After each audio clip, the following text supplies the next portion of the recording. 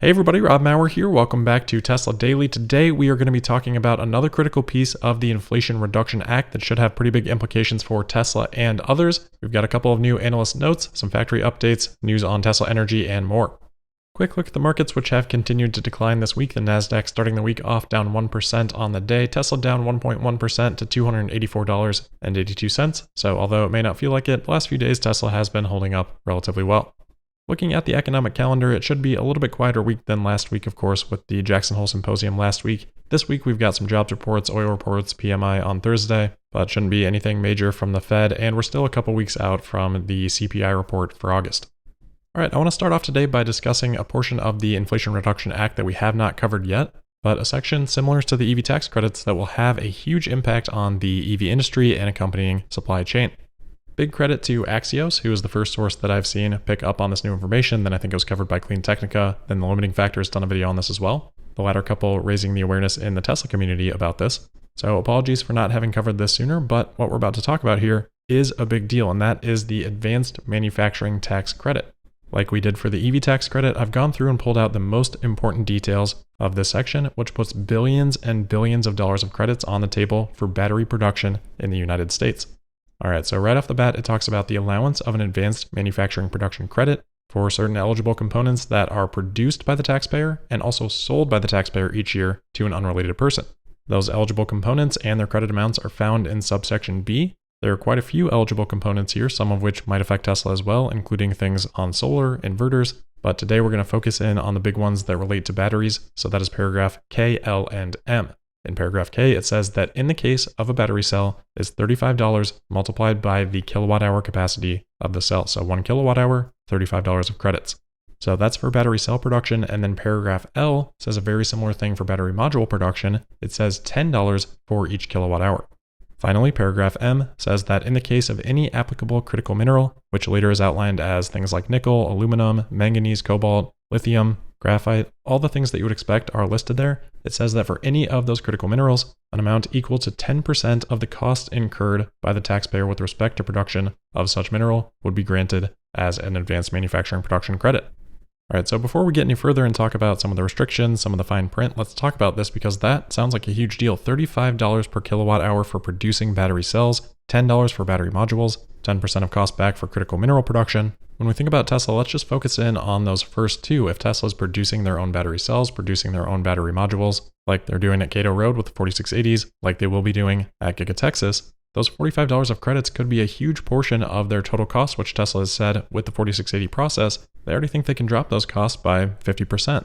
Tesla at one point may have been around $100 per kilowatt hour. That may have been at the cell level though, so the module level or the pack level probably more expensive. Let's be conservative and let's say, $130 per kilowatt hour. If Tesla can cut that roughly in half, you're maybe at $65 per kilowatt hour. You take another $45 per kilowatt hour off of that, you're cutting 2/3 of your remaining costs.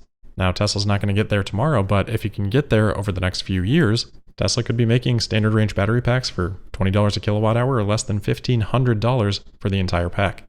Again, depending on pack size, the cell plus the module credit here could be $2,000 up to maybe $4,500 per vehicle, possibly being returned as credits. And that's before even considering any impact from the $7,500 possible EV tax credit from the consumer side, but obviously that affects pricing decisions. So if Tesla puts all of this into their margin, we're talking $10,000 a car here. Of course, talking US only, but worldwide, Tesla makes about $15,000 per car that they sell in terms of gross profit. This could be increasing that for US sales by 2/3, and we're just talking gross profit there. This would all trickle down to the bottom line since your fixed costs are already covered. So on the bottom line, Tesla in Q2 made about $10,000 per car. It was higher in Q1 though at about $12,000. If we assume that number, adding $10,000 there would be an 83% increase. And if we're talking US only, probably a doubling of where they're at. So this is a huge deal. And you might counter argue that, oh, well, their battery costs are going to be higher. And that's what this credit is offsetting if they're producing them here in the United States. But that would miss the fact that Tesla has already been working on doing precisely that before any of this legislation existed.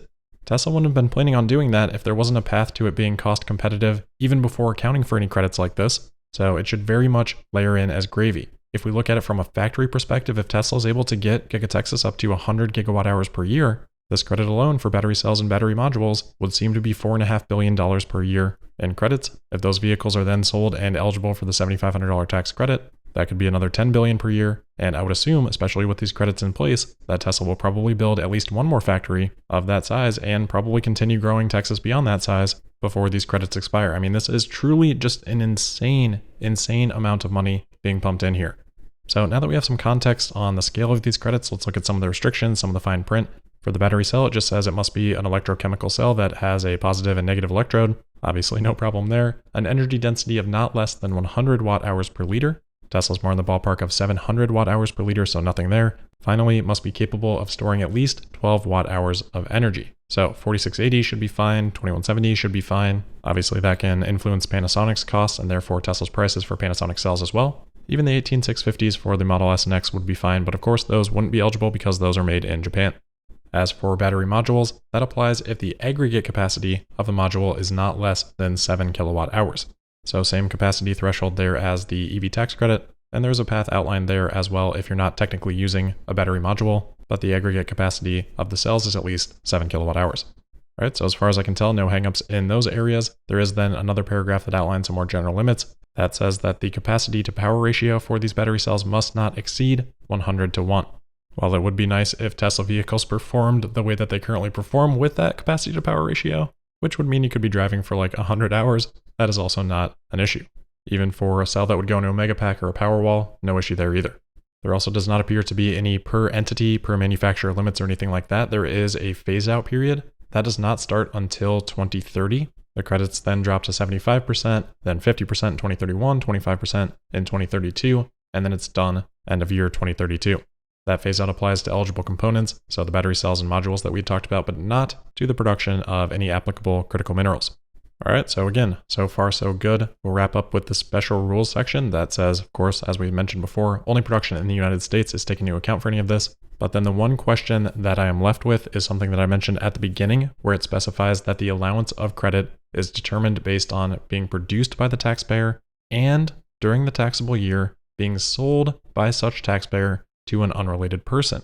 So with the example of Tesla, if we're talking about 4680 production, if Tesla is using that production themselves, based on how that would be written, that would seem to make them ineligible. Now this seems extremely strange to put into the law, but I'm struggling to find a way of interpreting that in which it wouldn't mean that, and I'm not really seeing anything else in the law that would override that exclusion. The only thing that's sort of semi-related to that I'm seeing is in the special rules section, paragraph 4, it talks about sale of integrated components, which says, for the purposes of this section, a person shall be treated as having sold an eligible component to an unrelated person if such component is integrated, incorporated, or assembled into another eligible component, which is sold to an unrelated person. So if you put a battery cell into a vehicle and then sell that to an unrelated person, does that count?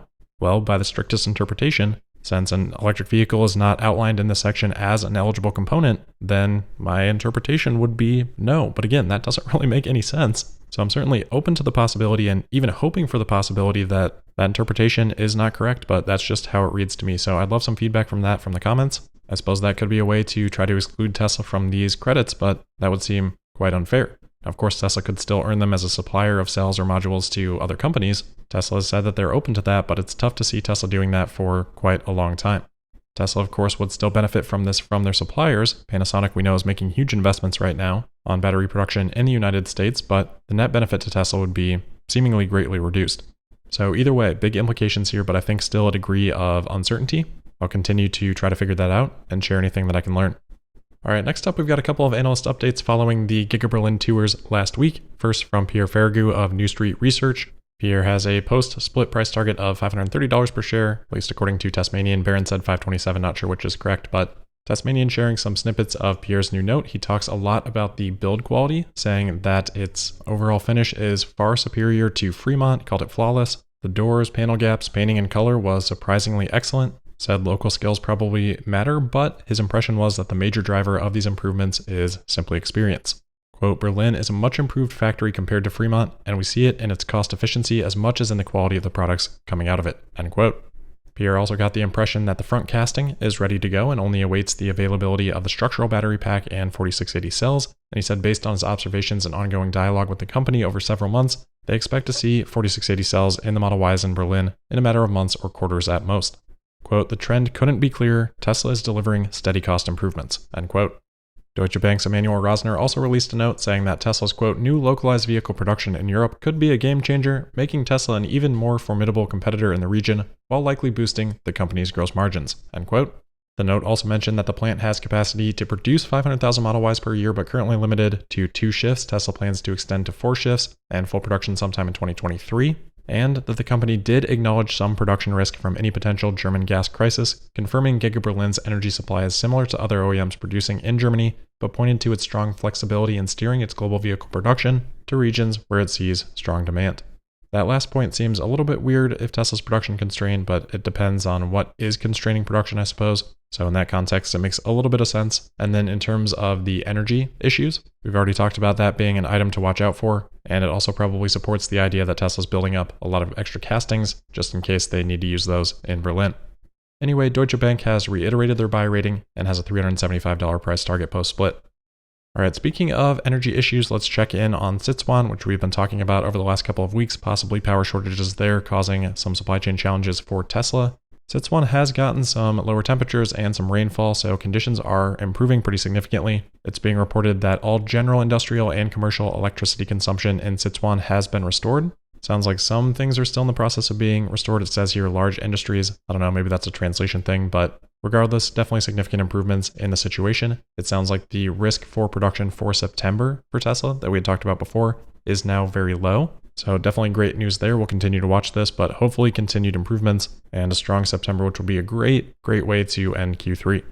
Back over into the US for Giga Texas, Joe Tegmeyer in his drone flyover, I believe last evening, spotted a bunch of 4680 packs. You can tell this because you've got the seat risers there on top of the packs that we have seen in the Monroe videos. It's also got the YSB label on the pallets. Monroe assumes that label to be Model Y structural battery. So definitely looks like 4680 packs here, and there seems to be well over 100 of them sitting here in the side of Giga Texas. It's not the most insane amount, but still a pretty decent amount to be just sitting off to the side. Maybe Tesla planning on shipping those off to Giga Berlin to start out some test production there, or maybe just building a backstock and running 2170 production in a batched way at Giga Texas to reduce the changeover between the two. Plenty of possible reasons for this, so not something I'm too curious about, but kind of interesting to see those stacked up there.